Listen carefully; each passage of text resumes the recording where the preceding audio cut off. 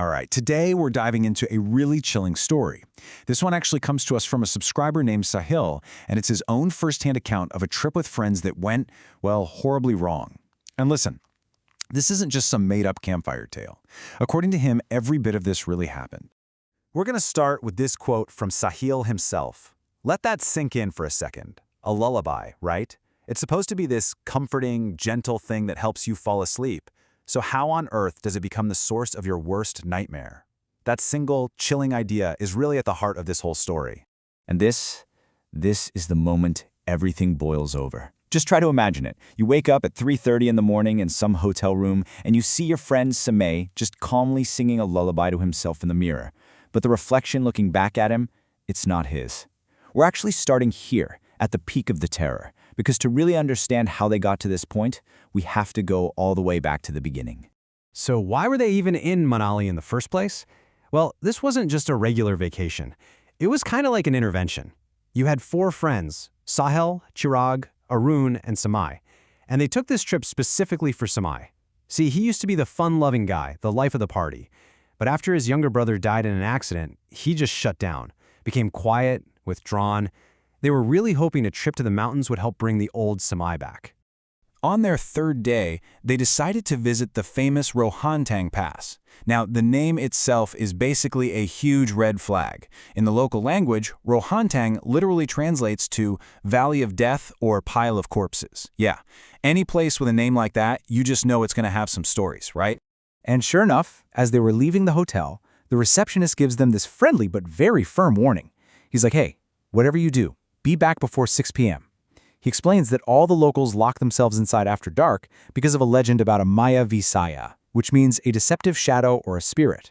And the crucial part of the story, anyone ever caught on that pass after dark was found dead the next day. Of course, being young guys on a trip, they just laughed it off. Just some local superstition.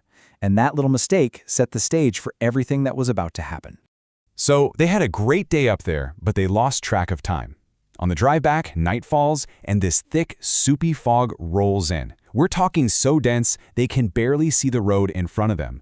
And this is the exact moment their fun trip turns into a full-blown nightmare, stuck on this dark, empty mountain road. This timeline just maps out how their panic builds and builds. At 9:15 p.m., they pass a milestone that says Manali 28 km. Okay, cool. They keep driving. 20 minutes later, they see the exact same stone again. Weird. They figure they must have taken a wrong turn. But then at 11 p.m., after driving for almost 2 hours, there it is. Again. They're trapped in a loop, and believe me, things are about to get so much worse. But here's the thing. The real horror wasn't just being lost or stuck in some time loop. That would be terrifying enough. No, it was the fact that reality itself felt like it was starting to crack. When they all tried to figure out what was going on, they realized they weren't even seeing the same things. And this is where it gets just completely bizarre. Sahil, our narrator, he saw a man in a dhoti, sitting on that milestone. Chirag saw a little girl holding a toy.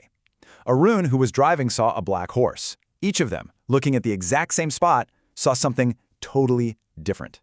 And Samay, he saw nothing at all. He just went completely silent, becoming super withdrawn. It was like he was already somewhere else. So while the others are starting to panic, Samay starts muttering this really unsettling thing over and over. He keeps insisting, someone out there needs our help. If they ask, we have to stop. It was like he was already on the same wavelength as whatever was out there in the fog with them. And then, suddenly, Arun tells them not to look, but of course they look. There's a figure keeping pace with their car. Now get this, Arun is driving at 40 kilometers per hour, and yet, there's a boy, maybe 15 years old, face all bruised, clothes muddy, just running alongside them. He wasn't sprinting or out of breath, he was just running, effortlessly. Samay, not scared at all, actually rolls down his window to get a better look. As the car finally speeds up and the boy starts to fall behind, Sahil glances in the rearview mirror. He sees the boy standing in the road, waving at them. But then, the really chilling part, he sees Samay looking in the same mirror, smiling and waving back. The connection had been made. Somehow, they finally break out of the loop and get back to the hotel around 2 a.m. They're completely shaken up but so relieved. They all agree, let's not talk about it, let's just go to sleep. They thought it was over, but whatever was on that road with them, it didn't stay on the road. It followed them back. And that brings us right back to where we started. Sahil wakes up and hears Samay singing Janda Hai Tu, which is this really sweet, classic Hindi lullaby. But when he looks at Samay's reflection in the mirror, the horror is just absolute. While the real Samay is singing with this innocent, childlike smile, his reflection has glowing red eyes. It has dark marks all over its neck like it's being strangled. The face in the mirror was, and I'm using Sahil's own words here, incredibly frightening. Terrified, the friends scramble out of the room. Samay eventually just passes out, and they realize they are way, way in over their heads. Remembering what the receptionist told them, they figure their only shot is to get some local help. So the next morning, they take Samay to a pandit, a local priest. The pundit apparently took one single look at Samay and knew exactly what was going on.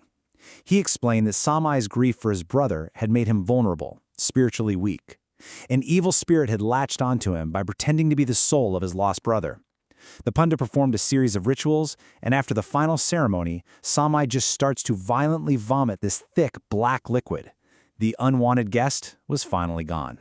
After that whole ordeal, Samay went right back to his normal self. He has zero memory of any of it. He's totally fine now.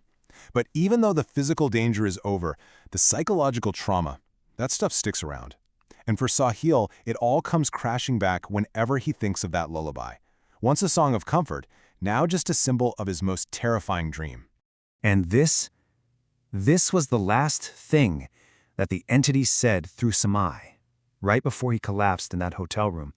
Spoken in the innocent voice of a child, it's a question that just twists our own compassion against us. It really makes you wonder, if you heard that knock on your window in the middle of the night, what would you do?